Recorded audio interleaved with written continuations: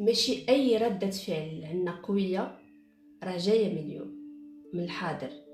بزاف منها جاي من واحد الطفل عندنا لداخل اللي مازال مجروح.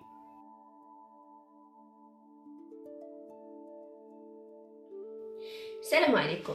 اليوم غادي نتكلموا في حلقة جديدة من برنامج هذه حياتك على داك الطفل اللي عندنا لداخل اللي كتبان ردود الافعال ديالو مرة. كاينين شي ردود افعال في حياتنا كنعرفوا اننا مبالغين فيها، ولكن ما كنقدوش نوقفوها. نقدروا نتقلقوا دغيا، ولا نخافوا بزاف، ولا نحسوا بالرفض حتى من ابسط المواقف وابسط الاشياء. وهنا كنطرحوا سؤال مهم: واش انا بصح كنرد من انا دابا، ولا من انا اللي كنت من شحال هادي؟ شنو هو الطفل الداخلي؟ في علم النفس الطفل الداخلي ماشي مفهوم رمزي فقط، هو الجزء العاطفي اللي داخل عنا اللي تشكل في الطفولة. هذا الجزء هذا كيخزن لنا التجارب الأولى ديال حياتنا، بحال الألم، الخوف، الحب، الإحساس بالرفض ولا الإحساس بالقبول. والمهم فأن هذا الجزء هذا ما كيكبرش مع العمر، ولكن كيبقى الداخل ديالنا حي، موجود، كيبان في المواقف ديال الحياة. كيبقى الداخل ديالنا حي، موجود، كيبان في المواقف ديال الحياة. نهضروا بزاف على لي تروما دونفونس اللي هما الصدمه النفسيه.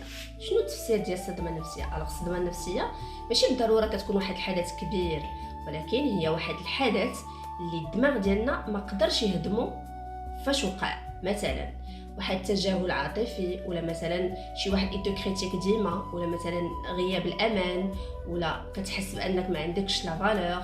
المشكل ماشي في شنو وقع، ولكن المشكل هو في الاثر اللي كيخليه هذاك الحدث في الجهاز العصبي ديالنا، واللي كيبان مع المده. كيف ما قلت لكم راه كيبقى حي عندنا لداخل. كيفاش كيتخزن الالم؟ الدماغ ديالنا ما كينساش الالم، ولكن كيدير واحد الحاجه سميتها لا ريبونس دو سورفي. ça veut dire quoi؟ ça veut dire هو التجنب. كيدير تجنب، ولا كيدير الصمت، كيبقى ساكت، ولا كيغضب، ولا كيتعلق اكثر من اللازم، ولا كيخاف من الرفض.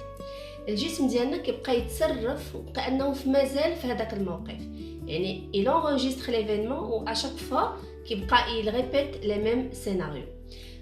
justement علاش كنعاودوا هاد لي سيناريو كاملين؟ بزاف ديال الناس كيسولوا كيقول لك علاش كنطيح انا ديما في نفس الموقف، في نفس العلاقات، في داكشي كيتعاود. الجواب نفسي بسيط: حيت الطفل الداخلي اللي عندك لداخل كيقلب على نفس الاحساس القديم، واخا هو راه مؤلم ليه. حيت العقل كيعرف الالم، ولكن كيحس بانه راه مألوف. ماشي مشكل نطيح في شي واحد اللي تعامل معايا خايب كيف ما تعامل معايا مثلا الشخص اللي كان مقابلني في الصغر، ولا شي واحد الاب ديالي، ولا هذا كنبقى نقلب على انسان اللي في حال هذاك الاب ديالي، اللي غنبقى نتعلق به، اللي غادي يعاملني بنفس الطريقه واخا هي خايبه. كنقول ماشي مشكل، عقلي تعود عليها.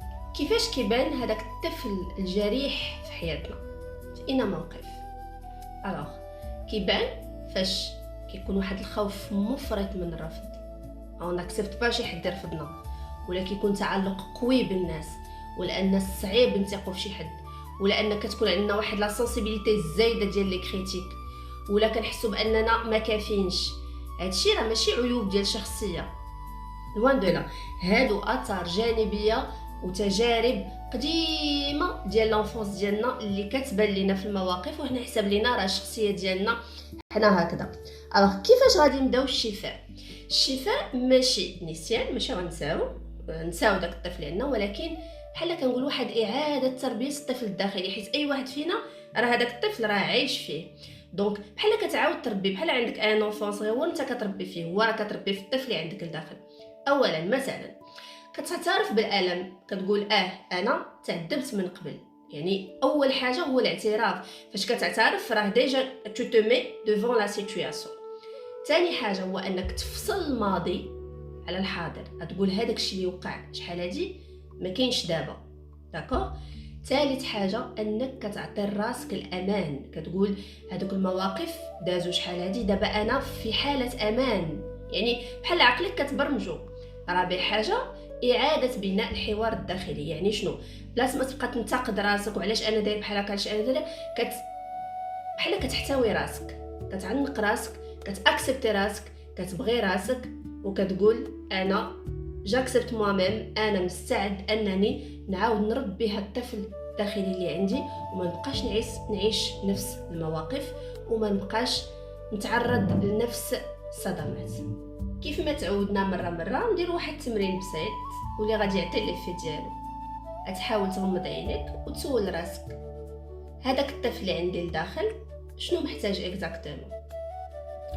الوغ الطفل اللي داخل عندنا ماشي مشكل، هو فقط واحد الجزء منك باقي كيطلب في الامان، وفاش كنسمعوه بلاصه ما نهملوه كيبدا الشفاء الحقيقي. الى عجبك موضوع الحلقه شاركيه مع وحده اللي مازال عايشه في صراع مع الطفل الداخلي اللي عندها. الحلقه ديال اليوم سالات. مرحبا بكم كل نهار الجمعه مع 9 ديال الليل على قناه هذه حياتك.